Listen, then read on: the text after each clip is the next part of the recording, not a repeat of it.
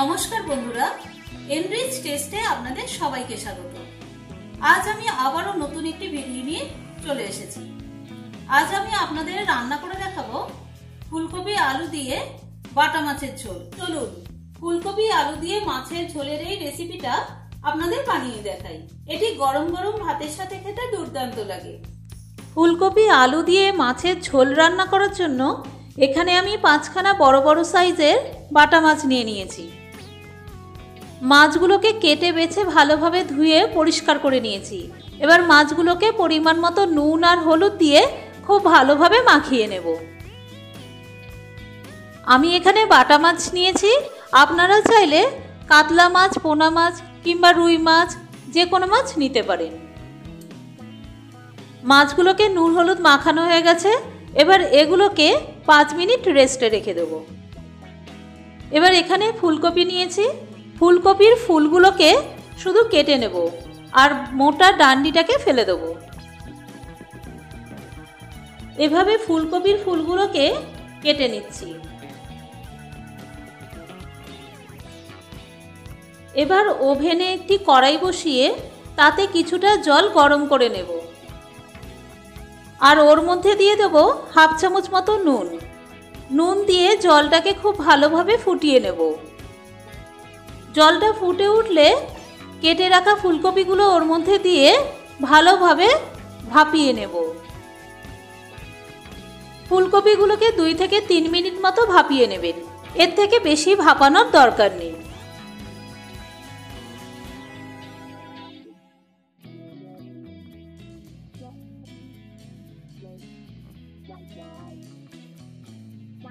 দেখুন ফুলকপির জলটা খুব ভালোভাবে ফুটে উঠেছে।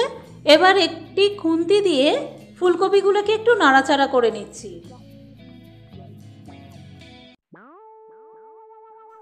ফুলকপিগুলোকে ভাপানো হয়ে গেছে। এবার ওভেনটাকে বন্ধ করে দিয়ে একটি ছিদ্রযুক্ত গামলার মধ্যে ফুলকপিগুলোকে ঢেলে দিচ্ছি। দেখুন ফুলকপিগুলো কিন্তু গোটা গোটা আছে, খুব বেশি নরম হয়ে যায়নি। আর ফুলকপি থেকে যে জলটা বেরিয়েছে দেখুন তার মধ্যে কত নোংরা বেরিয়েছে। এবার কড়াইটাকে ভালো করে ধুয়ে নিয়ে গরম করে ওর মধ্যে কিছুটা সাদা তেল দিয়ে দিলাম। আপনারা চাইলে এটা সর্ষের তেলেও করতে পারেন। এবার মাছগুলোকে একে একে তেলের মধ্যে ভালোভাবে ভেজে নেব।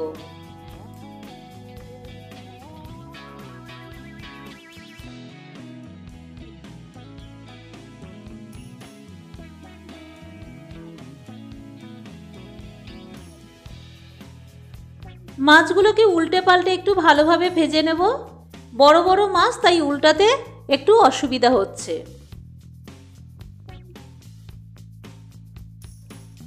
মাছগুলো ততক্ষণ ভাজা হতে থাক। এবার মাছের ঝোলে দেওয়ার জন্য আমি এখানে 2টো বড় সাইজের আলুকে লম্বা লম্বা করে কেটে নিয়েছি।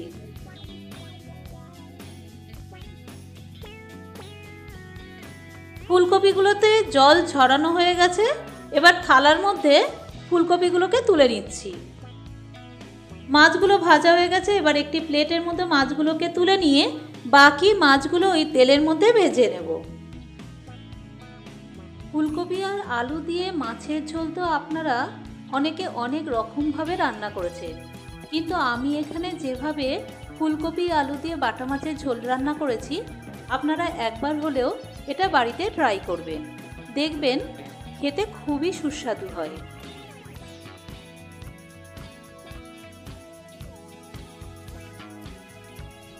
বাকি মাছগুলো ভাজা হয়ে গেছে, এগুলোকেও প্লেটের মধ্যে তুলে নিচ্ছি। এবার ওই তেলের মধ্যে কেটে রাখা আলুগুলোকে 1/2 চামচ নুন আর 1/2 চামচ হলুদ দিয়ে লাল লাল করে ভেজে নেব।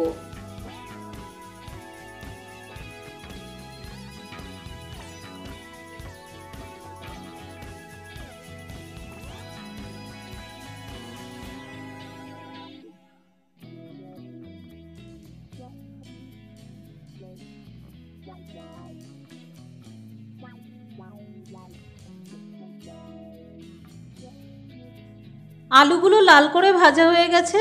এবার এগুলোকে থালার মধ্যে তুলে নিচ্ছি।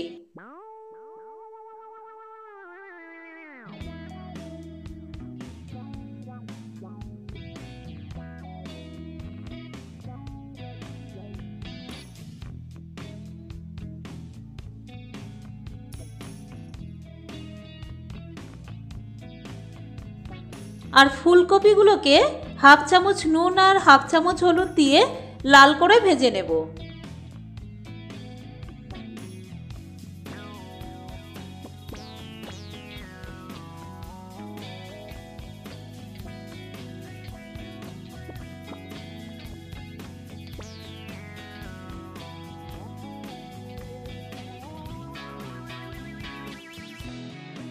ফুলকপিগুলো যতক্ষণ ভাজা হচ্ছে ততক্ষণ মাছের ঝোলের জন্য যে মশলা লাগবে সেটা রেডি করে নিই।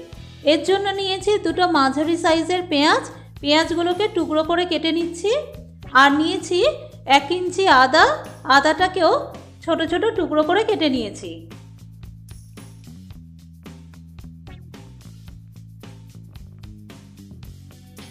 আর নিয়েছি 4টে কাঁচা লঙ্কা। এবার পেঁয়াজ, আদা আর কাঁচা লঙ্কাগুলোকে একটি মিক্সারে নিয়ে সামান্য একটু জল দিয়ে একটা স্মুথ পেস্ট বানিয়ে নেব।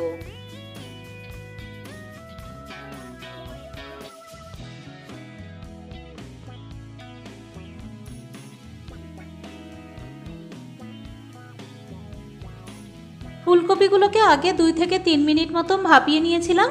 তারপর এটাকে তেলে ভাজতে ভাজতে অনেকটাই সিদ্ধ হয়ে গেছে। এবার এই ভাজা ফুলকপিগুলোকে একটি থালার মধ্যে তুলে নিচ্ছি।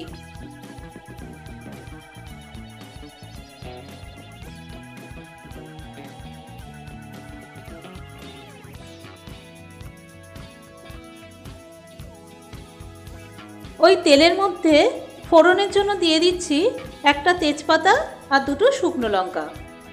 এবার একটু নাড়াচাড়া করে নিচ্ছি।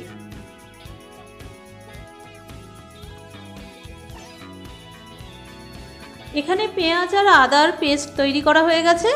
এবার এই পেস্টটাকে তেলের মধ্যে দিয়ে ভালোভাবে কষিয়ে নেব।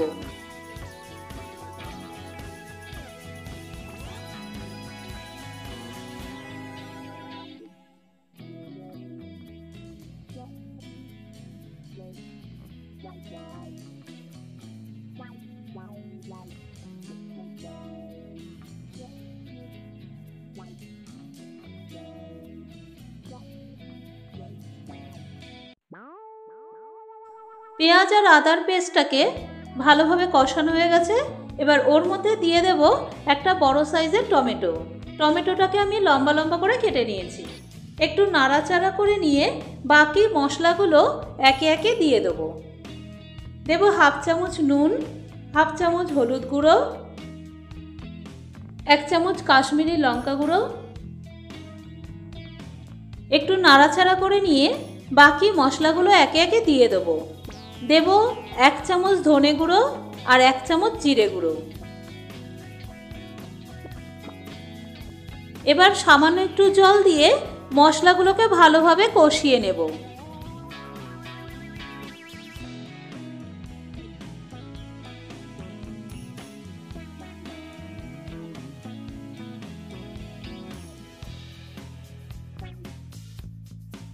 মশলাগুলোকে ভালোভাবে কষিয়ে নিয়েছি।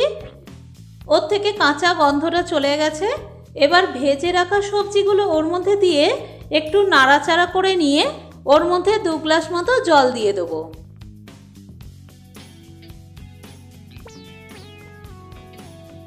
খুব বেশি নাড়াচাড়া করবেন না, তাহলে সবজিগুলো ভেঙে যেতে পারে। আমি এখানে 2 গ্লাস মতন জল দিয়েছি। আপনারা যেমন ঝোল রাখতে চাইবেন সেরকমভাবেই জল দেবেন।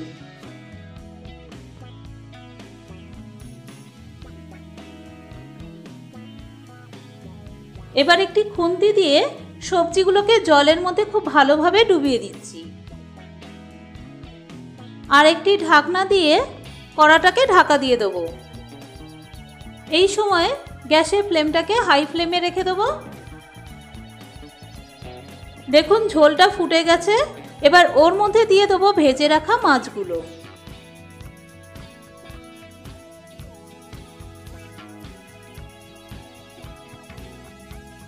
মাছগুলোকে ঝোলের মধ্যে ভালোভাবে ডুবিয়ে দিয়ে আবারও কড়ার মধ্যে ঢাকনাটাকে দিয়ে ভালোভাবে ফুটতে দেব। সবজিগুলো ভাজতে ভাজতে যেহেতু অনেকটাই সিদ্ধ হয়ে গেছে, তাই খুব বেশি জল দিয়ে সবজিগুলোকে সিদ্ধ করার প্রয়োজন নেই। কড়ার ঢাকনাটাকে খুলে দিয়ে সবজিগুলোকে একটু নাড়াচাড়া করে নিচ্ছি। দেখুন ঝোলটা অনেকটাই কমে গেছে, সবজিগুলো এখানে পুরোপুরি সিদ্ধ হয়ে গেছে।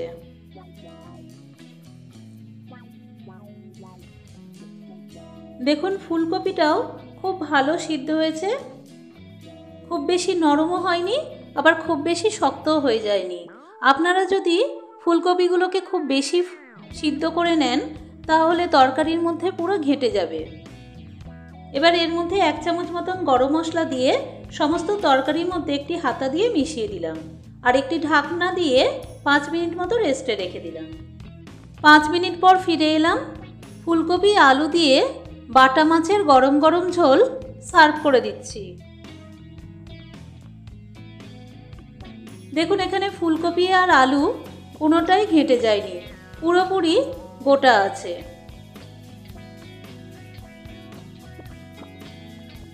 এবারে এই ফুলকপি আলু মাছের ঝোলটা গরম গরম ভাত আর 1 টুকরো লেবু দিয়ে সার্ভ করে দিলাম।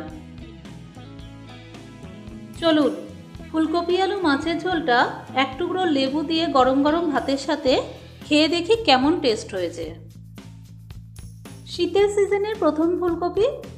এখন আমাদের প্রত্যেকের ঘরে ঘরে প্রায় ফুলকপি আসছে, আর এই সময় ফুলকপি দিয়ে আপনারা মাছের ঝোল বা নিরামিষ যে কোনো রেসিপি করুন না কেন, প্রত্যেকটাই খেতে খুবই ভালো লাগে।